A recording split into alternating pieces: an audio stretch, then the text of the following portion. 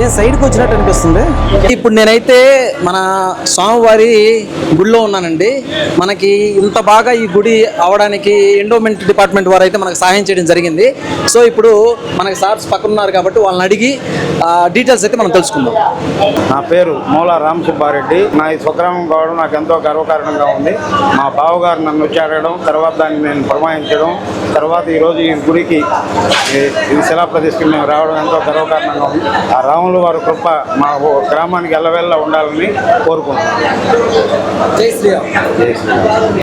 మొదటగా సీతారామ స్వామివారి దేవస్థాన దేవుడికి నమస్కారాలు.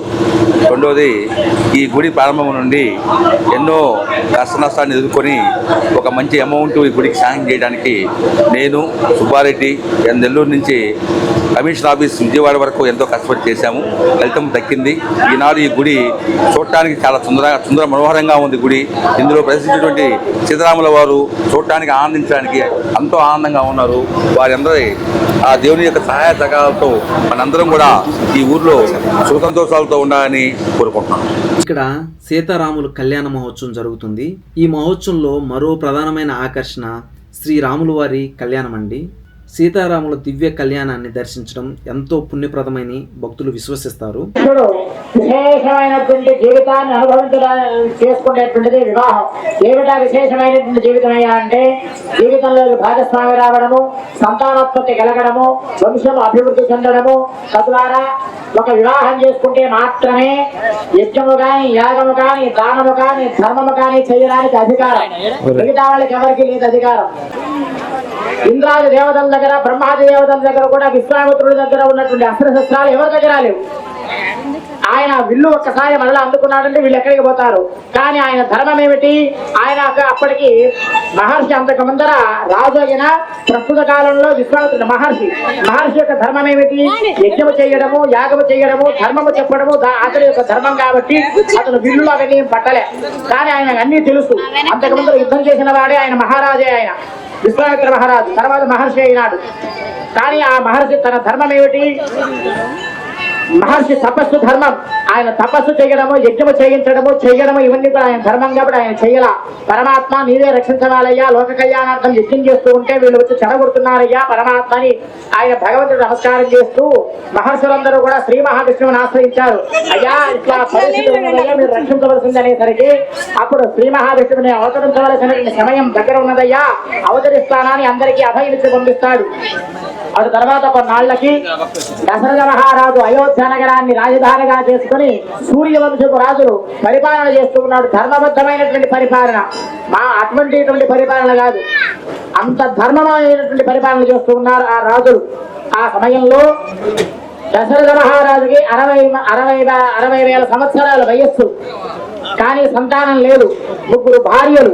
ఆ సమయంలో ఆయన యజ్ఞం చేయదలుచుకుంటాడు. సంతానం కోసం ఏమి యజ్ఞమయ్యా అంటే అశ్వమేధ యాగం చేయదలుచుకుంటాడు. ఆ సమయంలో తన కులగురమైన మీరు ప్రతిష్ఠ చేయదలుచుకుంటే మీ పురోహితుల వారిని ఎట్లా కబుర్పించయ్యా, మేము ప్రతిష్ఠ చేస్తున్నాం, మాకు ముహూర్తం కావాలి, ఎట్లా చేయాలని ఆయన ఎట్లా అడిగారు. అట్లాగే ఆ దశరథ మహారాజు తన పురోహితుడు ఎవరైన వశిష్ఠుల వారు, ఆ వశిష్ఠుల వారి సమయంలో సుమంతుడు అనేటువంటి మంత్రి, లాస్ట్ చివరైనటువంటి ఆయన ముఖ్యమంత్రి ఆయన, ఆ సుమంతుడు అనేటువంటి మంత్రి వచ్చి, అయ్యా దశరథ మహారాజా, మీ పెద్దవాళ్ళ దగ్గర నుంచి నేను మంత్రిత్వ శాఖలో ఉన్నా. అప్పటి నుంచి నేను వింటూ ఉన్నా, మీ పెద్దల దగ్గర నుంచి, మహర్షుల దగ్గర నుంచి, గొప్ప వాళ్ళ దగ్గర నుంచి నేను వింటూ ఉన్నా. ఏమని? మీరు అశ్వమేధ యాగం చేస్తే యాగం అంటే చెప్పండి అనేసరికి అప్పుడు మరలా ఋషశృంగుల వారు సమాధానం చెప్తున్నాడు. నాయన, పుత్రకామేష్ఠ యాగం అనేటువంటి యాగం అన్నది, అది చేస్తే మీకు తప్పక సంతానం కలుగుతున్నది. ఇది సంతానం కోసమే సంకల్పం చేశావు, మంచిదే. కానీ ఇది కూడా చేస్తే ఇంకా తప్పక సంతానం కలుగుతుంది. ఇది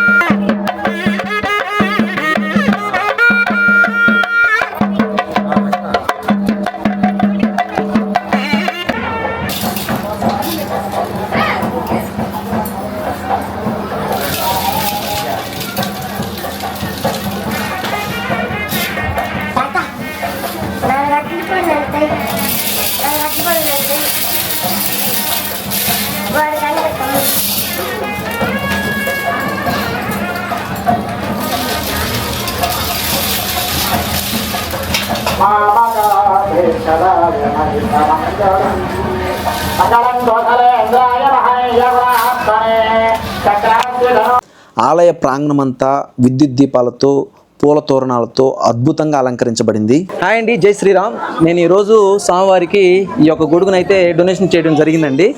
నేను 3 రోజులు చెన్నై వెళ్ళేసి అక్కడ గొడుగులు ఎవరైతే తయారు చేస్తారో వాళ్ళ దగ్గర తయారు చేయించి నా సొంత డబ్బులతో ఈ యొక్క గొడుగునైతే స్వామివారికి డొనేషన్ చేశాను. స్వామివారి సేవలో నేను ఎంతో కొంత పాత్రునైనందుకు నేను చాలా హ్యాపీగా ఫీల్ అవుతాను. అట్ ద సేమ్ టైం నాకు ఈ యొక్క ఆపర్చునిటీ వచ్చినందుకు స్వామివారికి నేను చాలా రుణపడి ఉంటాను. Thank you so much. Thank you. జై Shriram. Thank you. Thank you. మీరు స్పాన్సర్ దొరకడం మాకు చాలా అభినందకరం, చాలా సంతోషంగా. అంతా దేవుని యొక్క మాయ.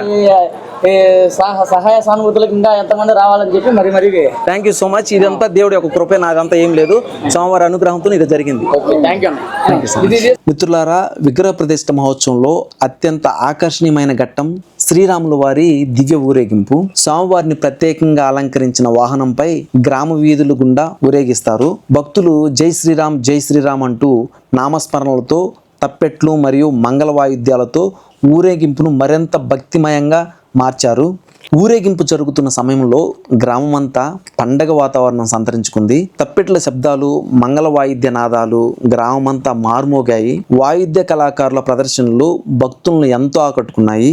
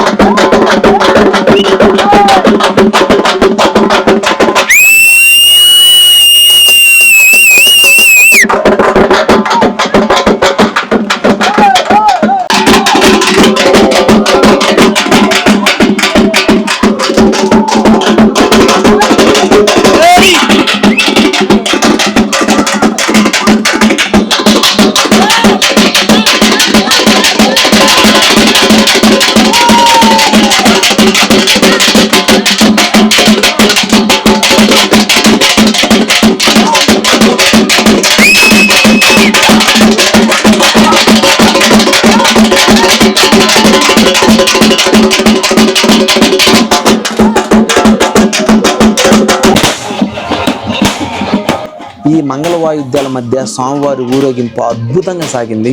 స్వామివారి ఊరేగింపు సందర్భంగా వెలిగించిన టపాసులు ఆకాశాన్ని రంగురంగుల వెలుగులతో నింపాయి. మన గ్రామమంతా ఒక మహోత్సవ కాంతులతో వెలిగిపోయింది.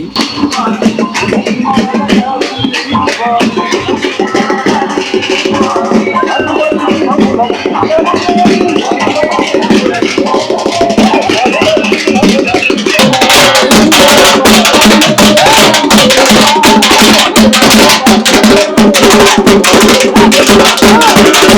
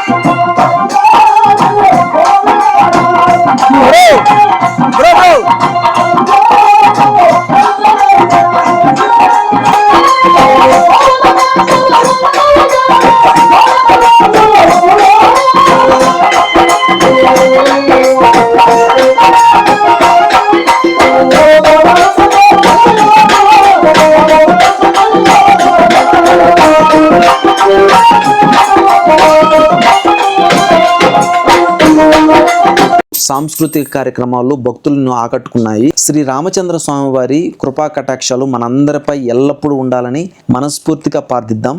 ఈ దివ్య మహోత్సవాన్ని చూసిన ప్రతి ఒక్కరికి స్వామివారి ఆశీస్సులు లభించాలని కోరుకుంటూ మీ రమేష్. జై శ్రీరామ్, జై శ్రీరామ్, జై శ్రీరామ్. ఈ వీడియో మీకు నచ్చిందని అనుకుంటున్నాను. If you like the video, please like, share and subscribe.